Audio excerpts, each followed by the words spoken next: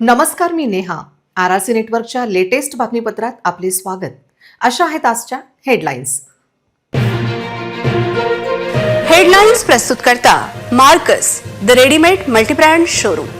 सर्वोत्तम quality, fresh stock, latest designs, reasonable rate. LRT college road, Raghuvanshi Mangal Karyalay के बाजू में, अकोला. आरआरसी द्वारे इलेक्शन पूर्व जनमत पाहणी झाली सुरू. हजारो लोकांनी नोंदविले यूट्यूबवर मत. तुम्ही केले का मतदान? अकोला शहराचा प्रत्येक प्रभागाचा ग्राउंड रिपोर्ट केवळ आणि केवळ आरआरसी वर. प्रभाग 1 आणि 2 चा ग्राउंड रिपोर्ट आणि सहभागी व्हा आरआरसीच्या सर्व्हेमध्ये. शाळकरी मुलीच्या मृत्यू प्रकरणात हिंदुत्ववादी संघटना आक्रमक. शाळेची मान्यता रद्द करा. त्रास देणाऱ्या विद्यार्थ्याला निलंबित करण्याची मागणी. पाणीपट्टीच्या थकबाकीने जलप्रदाय विभागाच्या समस्या वाढल्या. 90 कोटींची थकबाकी वसुलीसाठी 4 फिरते पथक कार्यान्वित. नगर परिषद व नगर पंचायतीच्या निकालाने लांबली परीक्षा. MPSCची परीक्षेची नवी तारीख जानेवारीमध्ये.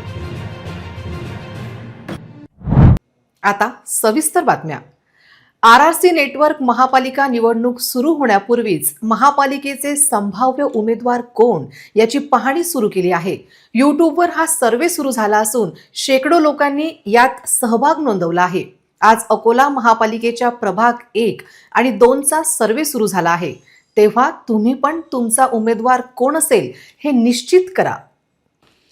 सन 2017 मध्ये शेवटचे महापालिका इलेक्शन झाले होते. त्यानंतर 2022 मध्ये इलेक्शन लागणे गरजेचे होते. पण कोरोना काळात आणि इतर राजकीय घडामोडी, आरक्षणाचा मुद्दा, त्यानंतर आता थेट 2025 ते 26 मध्ये महापालिकेचे इलेक्शन होणार आहे. तेव्हा गेल्या 3 ते 4 वर्षात अकोलेकरांना प्रभागात काम करणारे काही जनसेवक होते. ते तुमचे नगरसेवक होणार आहे काय असा प्रश्न उपस्थित होत आहे. तेव्हा 2017 मध्ये असलेले नगरसेवकच प्रभाग 1 आणि 2 पुन्हा तुम्हाला पाहिजे आहे की नको याचा यूट्यूबवर सर्व्हे सुरू झाला आहे. त्यात तुम्ही नक्की सहभागी व्हा. हा सर्व्हे योग्य उमेदवार, लोकांच्या आवडीचा नेता यासाठीचा आहे. लोकांच्या मनातील आणि जे यूट्यूबवर मतदान करणार आहे त्यांच्या मनातील हे नेते आहे. अकोला महापालिकेच्या प्रभाग क्रमांकामध्ये स्थानिक पातळीवर काय परिस्थिती आहे याचा शोध आरआरसीने घेतला आहे. आमच्या प्रतिनिधी नेहा पाटील यांनी थेट ग्राउंड रिपोर्टिंग करत प्रभागातील वास्तविकता तुमच्यापर्यंत आणली आहे. तेव्हा पाहू प्रभाग 1 मध्ये काय परिस्थिती आहे याचा सविस्तर आढावा.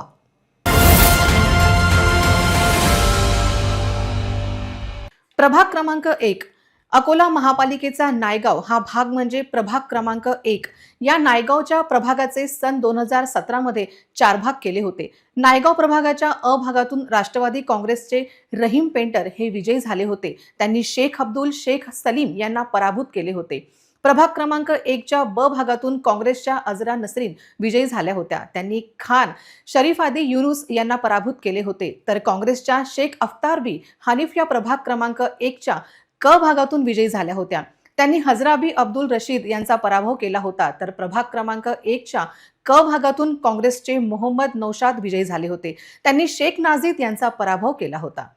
अकोला महापालिकेच्या प्रभाग क्रमांक 1 यामध्ये शिलोडा, नायगाव, गावठाण, फरीदनगर, नगीना मस्जिद, संजय गांधी नगर, राजीव नगर, 1600 प्लॉट, गोसिया मस्जिद, पूर पीडित कॉलनीचा काही भाग येतो. 2017 मध्ये या प्रभाग क्रमांक 1 ची लोकसंख्या जवळपास 26,000 इतकी होती.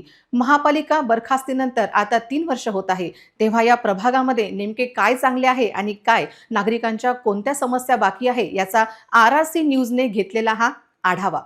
या प्रभागाचा एरिया पाहिल्यावर या प्रभाग क्रमांक 1 मध्ये सिलोडा, नायगाव, गावठाण, फरीदनगर, नगीना मस्जिद, संजय गांधी नगर, राजीव नगर, 1600 प्लॉट, शहानवाजपूर, गौसिया मस्जिद, पूरपीडित कॉलनी आदी परिसर येतो.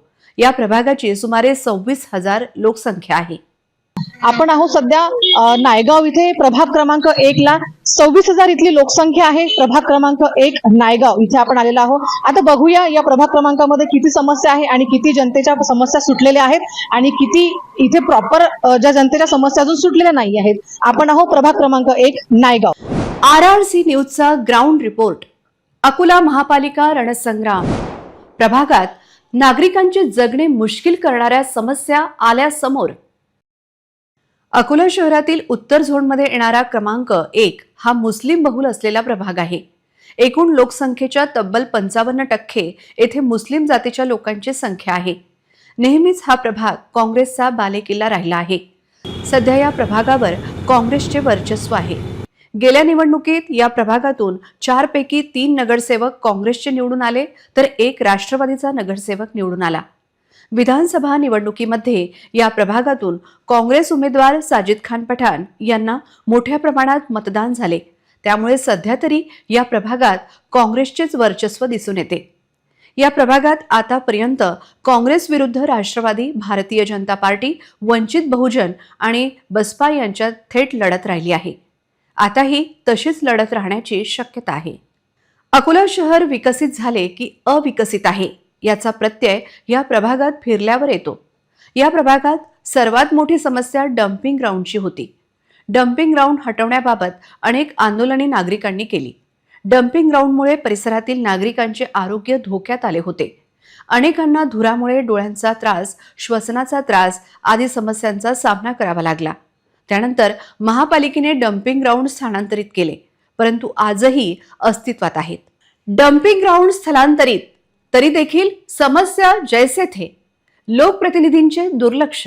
अकोला महानगरपालिकेचं डम्पिंग ग्राउंड इथे आपण आलेलो आहोत आणि इकडे नायगाव आणि शिरोडा हे 2 रस्ते इकडनं चाललेले आहे आणि मी एक्झॅक्ट मधोमध इथे उभी आहे. तुम्ही माझ्या उजवीकडे आणि माझ्या डावीकडे बघू शकता कचऱ्यांचे किती ढिगार इथे साचलेले आहेत आणि इथे स्मेल सुद्धा घेतला जात नाही आहे. माझ्या आजूबाजूला कचराच कचरा आहे. सर्वात मोठी समस्या या प्रभागात रस्त्यांची आहे. सर्वच लहान मोठ्या रस्त्यांची अवस्था अतिशय खराब झाली आहे. या पावसाळ्यात नागरिकांचे पुष्कळ हाल झाले. आजही वार्डात सर्वत्र कचऱ्याची समस्या दिसून येते. सर्वत्र घाणीचे साम्राज्य पसरलेले आहे. सांडपाणी रस्त्यावर वाहत आहे. मोकळ्या जागेत नागरिक कचरा आणून टाकतात. त्यामुळे या कचऱ्याची दुर्गंध सर्वत्र पसरलेली आहे. सर्व्हिस गल्ल्या नसल्याने नागरिकांना मोठा त्रास सहन करावा लागत आहे. स्ट्रीट लाईट बंद आहेत. सार्वजनिक शौचालयाची दुरावस्था झाली आहे. अनेक नागरिक येथे असे आहेत की जे लहानाचे मोठे येथेच झालेत, आता म्हातारे सुद्धा झाले. परंतु या वार्डाची स्थिती अद्यापही जैसे थेच आहे. नायगाव आपण इथे आलेलो आहोत आणि इथली जनसंख्या आहे 26,000 जनसंख्या आहे. माझे कॅमेरा पर्सन तुम्हाला दाखवत आहे की इथल्या रोडची अवस्था काय आहे. एकंदरीत अर्ध्यापर्यंत रोड इथे बनवण्यात आलेला आहे आणि इथून ते मस्जिद पर्यंत रोडची व्यवस्था काहीच झालेली नाही आहे. माझे कॅमेरा पर्सन तुम्हाला आणखी दाखवतात की इथे एक नाली ज्याचं सांडपाणी ग्राउंडवरच वाहते आहे. त्याला सुद्धा एक प्रॉपर एक वे दिलेला नाही आहे. सांडपाणी बघा, माझे दर्शक बघू शकतील, सांडपाणी अगदी वाऱ्यावर वाहत आहे, ग्राउंडवर वाहत आहे आणि त्याच्या बाजूलाच घर सुद्धा आहे. तिथे छोटे छोटे मुलं आहेत ज्यांना मच्छरांचा त्रास होऊ शकते आणि काही परिस्थितीत त्यांचा आजारपण पण जास्ती उद्भवू शकते. आणि इथे रोडची व्यवस्था नाही आहे आणि नागरिकांशी जेव्हा एकंदरीत थोडंसं संवाद झालेला आहे तर अशा प्रकारे थोडी माहिती मिळालेली आहे की स्ट्रीट लाईट कधी कधी सुरू होतात, कधी कधी नाही होत. निवेदन देऊनही काही भागात निवेदन देऊनही त्याच्यावर अंमलबजावणी होत नाही आहे. आपण आहोत प्रभाग क्रमांक 1 नायगाव या भागात. घाणीचे साम्राज्य पसरलेले आहे. रस्त्यांची दयनीय अवस्था कायम. सांडपाणी रस्त्यावर. सर्व्हिस लाईन्स नसल्याने त्रास वाढल्याचे चित्र.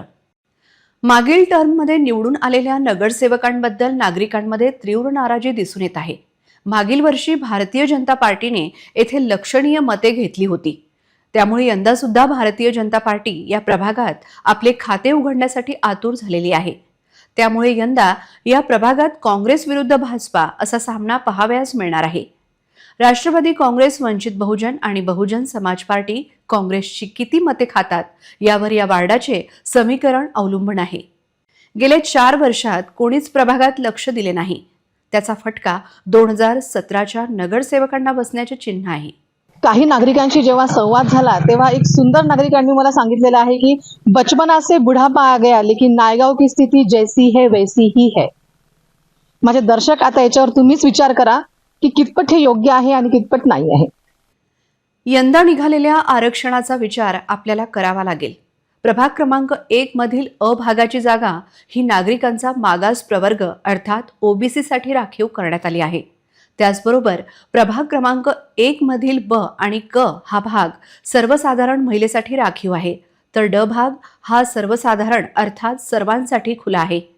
त्यामुळे येथील जनता आता कोणाला संधी देते याकडे सर्वांचे लक्ष लागले आहे. मी नेहा पाटील, कॅमेरा पर्सन राम तिवारी सोबत, RRC न्यूज, अकोला. गीतानगर परिसरातील एका शाळेत शिकणाऱ्या 13 वर्षीय विद्यार्थिनीने त्याच शाळेतील एका मुलाने कथितरित्या त्रास दिल्यामुळे जीवन संपविले. या घटनेमुळे शहरात खळबळ उडाली आहे. या शाळेची मान्यता रद्द करावी तसेच मुलीला त्रास देणाऱ्या विद्यार्थ्याला रस्टिकेट करावे या मागणीसाठी हिंदुत्ववादी संघटनेने शाळेसमोर आंदोलन केले. मृत मुलगी गीतानगर परिसरातील एका खासगी शाळेत 8वीच्या वर्गात शिकत होती.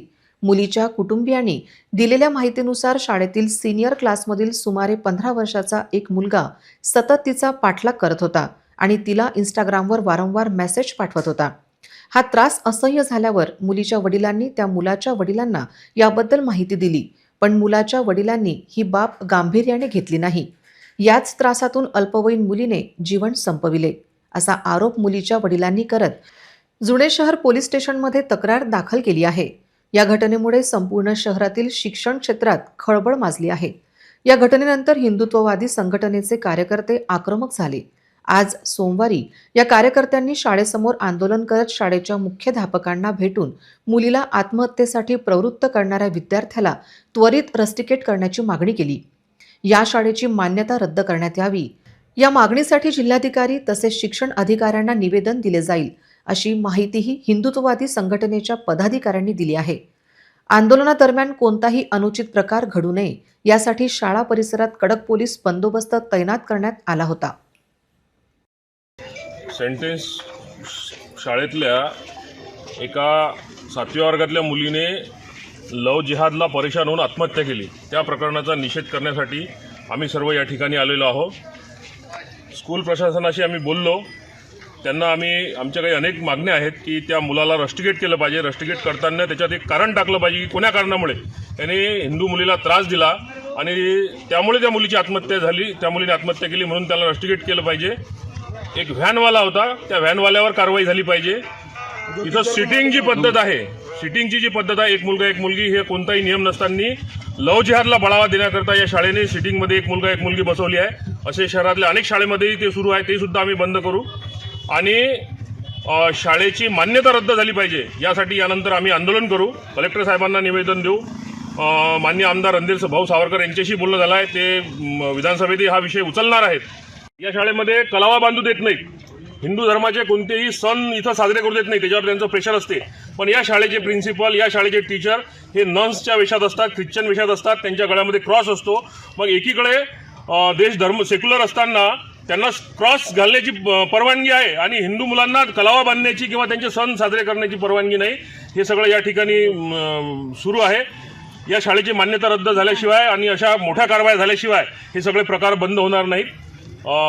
आणि यासाठी आम्ही जिल्हाधिकाऱ्याकडे निवेदन देऊन मागणी करणार आहोत की ही शाळेची मान्यता रद्द करावी, त्या मुलाला रस्टिकेट करावं आणि अनेक मागण्या आम्ही समोर ठेवणार आहोत. आणि जर हे झालं नाही तर यानंतर आमचं आंदोलन मोठं होत जाईल. महापालिकेच्या जलप्रदाय विभागाच्या ढिसाळ कारभारामुळे महापालिका पाणीपट्टीची थकबाकी गगनाला भिडली आहे. पाटबंधारे विभागाची थकबाकी अदा केली नाही तर भविष्यात शहराच्या पाणी पुरवठ्याचा प्रश्न बिकट होऊ शकतो. पाणीपट्टी वसुलीची मोठी अडचण महापालिकेची आहे. त्यामुळे जलप्रदाय विभागातर्फे आता 4 फिरती पथके कार्यान्वित करण्याचा महत्त्वपूर्ण निर्णय घेण्यात आला आहे.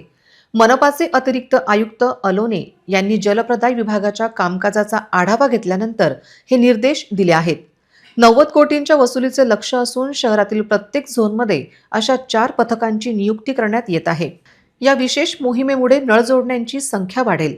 तसेच थकबाकी पाणीपट्टीपोटी तब्बल 10 कोटी रुपयांची वसुली शक्य होईल असा विश्वास मनपा प्रशासनाला आहे.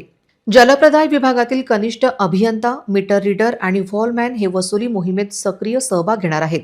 अनेक वर्षापासून थकीत राहिलेल्या पाणीपट्टीमुळे जलप्रदाय विभागाचे कामकाज प्रभावित झाले असून नागरिकांनी निर्धारित कालावधीत थकबाकी भरण्याचे आवाहन प्रशासनाकडे केले आहे.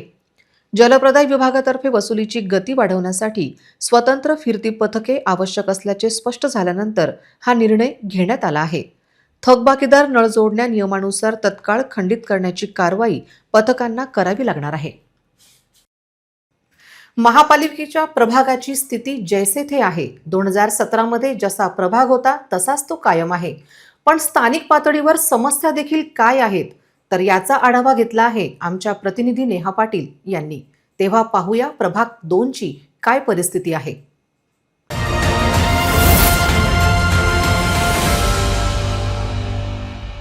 प्रभाग क्रमांक 2. प्रभाग क्रमांक 2 अर्थात अकोटफैल. या अकोटफैल प्रभागाची एकूण लोकसंख्या ही 2017 मध्ये 28,000 इतकी होती.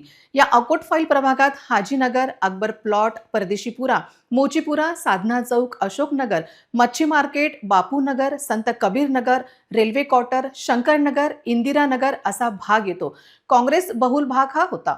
या प्रभागातून 2017 मध्ये प्रभाग क्रमांक 2 च्या अ भागातून काँग्रेसचे पराग कांबळे हे विजयी झाले होते. त्यांनी बुद्धरत्न इंगोले यांचा पराभव केला होता. तर प्रभाग क्रमांक 2 च्या ब भागातून भाजपच्या अनिता चौधरी ह्या विजयी झाल्या होत्या. नूर अब्बाजी युनुस खान यांचा पराभव करत अनिता चौधरी ह्या विजयी झाल्या होत्या. वंचित नेत्या वंदना वासनिक यांचा पराभव करत प्रभाग क्रमांक 2 च्या क भागातून चांदनी रवी शिंदे ह्या विजयी झाल्या होत्या. अकोटफैल भागातील ड भागातून शरद तुरकर यांना पराभूत करत मोहम्मद इक्बाल सिद्दीकी यांनी विजय संपादित केला होता. प्रभाग क्रमांक 2 मध्ये मोठे बदल गेल्या काळात झाले. 2017 मध्ये झालेल्या या प्रभागात नेमके काय बदल झाले, जनतेसाठी या भागात कुठली विकास कामे करावी लागणार आहे, त्याचबरोबर कुठली विकास कामे मार्गी लागतील याचा आढावा घेतला आहे RRC न्यूजने थेट अकोटफैल या भागात व्हिजिट करत. प्रभाग क्रमांक 2 हा पूर्वीपासून हा प्रभाग काँग्रेस धार्जिना राहिला आहे. या परिसरात सर्वात मोठी समस्या अकोला अकोट रस्त्याचे काम अतिशय कासव गतीने झाल्याने नागरिकांना चांगलीच डोकेदुखी सहन करावी लागली. या रोडचे काम द्रुत गतीने व्हावे याकरिता परिसरातील नगरसेवकांनी आंदोलने सुद्धा केली होती.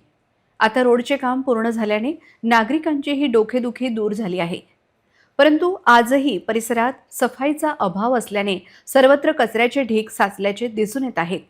परिसरातील मुख्य रस्ता सिमेंटचा करण्यात आला आहे, परंतु हा रस्ता सुद्धा जागोजागी उखडल्याने नागरिकांना गड्डे चुकवीत रस्ता पार करावा लागत आहे.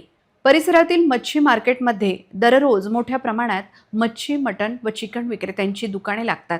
त्यामुळे अकोटकडे जाणाऱ्या व अकोटवरून अकोल्याकडे येणाऱ्या नागरिकांना दुर्गंधीचा सामना करावा लागत आहे. हे मटण, चिकन व मच्छी विक्रेता दुकान बंद करताना याच परिसरात उरलेले मांसाचे अवशेष, कोंबड्यांचे पंख आदी फेकून देतात. त्याचा त्रास सुद्धा नागरिकांना सहन करावा लागत आहे. तसेच मटण, चिकन व मासे विकत घेण्याकरिता येणारे नागरिक सुद्धा रस्त्यावर वाहने उभी करतात. त्यामुळे नेहमीच या रस्त्यावर वाहतुकीची कोंडी पाहावयास मिळते. परिसरात दररोज घंटागाड्या येत नसल्याचा आरोप नागरिक करीत आहेत. प्रभाग क्रमांक 2 मध्ये इथे आपण आहोत, इंदिरानगर मध्ये इथे आपण आहोत आणि महानगरपालिकेचा कचरा तुम्ही बघितलेला आहे. जागोजागी जे गाडी इथे येत नाही आहे, महानगरपालिकेची गाडी सुद्धा इथे येत नाही आहे. माझा काही नागरिकांशी जेव्हा संवाद झालेला आहे तेव्हा त्यावरती त्यांनी एकच सोल्युशन सांगितलेलं आहे की हप्त्यातून फक्त एकदा गाडी येते. या प्रभागात नवीन बांधकाम सुरू असल्याने रस्त्यावरच बांधकामाचे साहित्य टाकल्याचे दिसून येत आहे. काही ठिकाणी सर्व्हिस गल्ली आहेत तर काही ठिकाणी सर्व्हिस गल्ल्याच अद्याप बनल्याच नाहीत. त्यामुळे रस्त्यांवर नाल्यांचे सांडपाणी वाहत आहे. अनेक रस्ते कच्चे असल्याने या पावसाळ्यात नागरिकांचे चांगलेच हाल झाले. परिसरातील अनेक विद्युत डीपी उघड्या असल्याने धोकादायक झाल्या आहेत. खुल्या जागांमध्ये नागरिक सांडपाणी सोडत असल्याने पाण्याची डबकी साचली आहे. त्यामुळे मच्छरांचा प्रादुर्भाव प्रभागात वाढला आहे. खुल्या जागेतच लोक कचरा आणून टाकतात. त्यामुळे खुल्या जागांना कचरा कुंडीचे स्वरूप प्राप्त झाले आहे. क्रमांक 2 आपण आहोत शिलोडा या भागात आलेलो आहोत आणि इथली लोकसंख्या आहे 26,000 जेमतेम लोकसंख्या आहे. भारतनगर, शिलोड्याच्या भारतनगर आपण इथे आलेलो आहोत. इथला मोठा एक प्रॉब्लेम आहे स्ट्रीट लाईट जे कधी सुरू असतात कधी नसतात आणि मोठा सर्व्हिस गल्लीचा खूप मोठा मुद्दा आहे जो आपण शिलोड्याच्या स्टार्टिंग पासून ते आपण शिलोड्याच्या मध्य भागात आहोत. भारतनगर इथे आपण आलेलो आहोत. कचऱ्याचा खूप मोठा ढिगार आपण इथे बघतो आहोत. घंटागाडी इथे रेग्युलर येत नाही आहे आणि सर्व्हिस गल्लीचा खूप मोठा प्रॉब्लेम आहे आणि छोट्या छोट्या मुलांना इथला याचा त्रास होतो आहे. इथे मच्छर म्हणा, किरकोळ आजार सुद्धा या सर्व्हिस गल्लीमुळे होत आहेत. शिलोडा या भागात आपण आहोत. प्रभाग क्रमांक 2 मध्ये आपण आहोत आणि भारतनगर मध्ये आपण बघतो इथे की अर्ध्या प्रमाणात रोड आहे आणि अर्ध्या प्रमाणात रोड नाही आहेत. स्ट्रीट लाईट सुद्धा कुठे कुठे सुरू आहेत आणि कुठे कुठे नाही आहेत. माझ्या आजूबाजूला तुम्ही बघताय छोटे छोटे मुलं जमा झालेले आहेत आणि कचरा सुद्धा तुम्ही बघताय ज्याचा उग्र स्मेल इथे येतो आहे. आमचे कॅमेरा पर्सन तुम्हाला माझ्या सगळ्या दर्शकांना, आरआरसीच्या सगळ्या दर्शकांना माझे कॅमेरा पर्सन एकूण एक भाग तुम्हाला दाखवत आहेत. मागील 5 वर्षात 4ही नगरसेवकांची तोंडे 4 दिशांना असल्याने प्रभागात विकास खुंटल्याचे दिसून येत आहे. त्यामुळे यावर्षी परिसरातील नागरिक नगरसेवकांमध्ये बदलाव घडवून आणतात की परत याच नगरसेवकांना संधी देतात, हे पाहणे योग्य ठरणार आहे. प्रभाग क्रमांक 2, ज्याला अकोट फाईल म्हणतात, त्यात अशोकनगर परिसर येतो. या ठिकाणी यंदा निघालेल्या आरक्षणानुसार अ भागात अनुसूचित जाती महिलेसाठी राखीव आहे, तर ब भाग हा नागरिकांचा मागास प्रवर्ग अर्थात ओबीसीसाठी राखीव आहे, तर क भाग खुल्या प्रवर्गातील महिलेसाठी राखीव आहे, तर ड भाग हा खुला आहे अर्थात सर्वसाधारण. यात कोणीही निवडणुकीला उभे राहू शकणार आहे. मी नेहा पाटील, कॅमेरा पर्सन राम तिवारी सोबत, अकोला. लक्झरी बस स्थानक परिसरात खासगी बसेस मोठ्या प्रमाणात उभ्या राहतात. प्रवासी तसेच नागरिकांची नेहमी गर्दी असते. त्यातच या प्रभागात मोठ्या प्रमाणात अतिक्रमण झाले होते, त्यामुळे अडचण निर्माण झाली होती. या विरोधात महापालिकेच्या अतिक्रमण विरोधी पथकाने कारवाई केली. टपऱ्या, अस्थायी दुकाने हटवली. बराच उशिरापर्यंत ही कारवाई सुरू होती. अकोला शहरात ठिकठिकाणी अतिक्रमण करण्यात आले आहे. एखाद्या ठिकाणी कारवाई होऊन काही दिवस होत नाही, तोच नव्याने तिथेच अतिक्रमण झाले असते. शहरात त्यामुळे वारंवार मोहीम राबवावी लागते. लक्झरी बस स्थानक परिसरात तसेच रस्त्यावर देखील वाहने उभी राहतात, त्यामुळे नागरिकांची गैरसोय होते. याकडे लक्ष देणे आवश्यक होते. नागरिकांची ओरड सुरू होती. अखेर त्याची दखल घेतलेली दिसून आली. त्यातच या भागात मोठ्या प्रमाणात अतिक्रमण झाले होते, त्यामुळे अडचण निर्माण झाली होती. या विरोधात महापालिकेच्या अतिक्रमण विरोधी पथकाने कारवाई केली. टपऱ्या, अस्थायी दुकाने हटवली. बराच उशीर होईपर्यंत कारवाई सुरू होती. कारंजा किनखेड येथे धरणात बुडालेल्या बाळू पवार यांचा मृतदेह सापडला आहे. संत गाडगेबाबा बचाव पथकाने त्याचा शोध घेतला आहे. अतिशय खोल अशा डोहात हा मृतदेह सापडला आहे.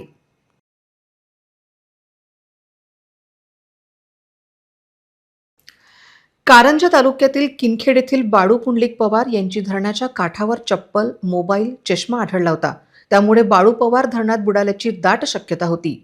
रात्री स्थानिकांनी शोध घेतला, परंतु ते दिसले नाही.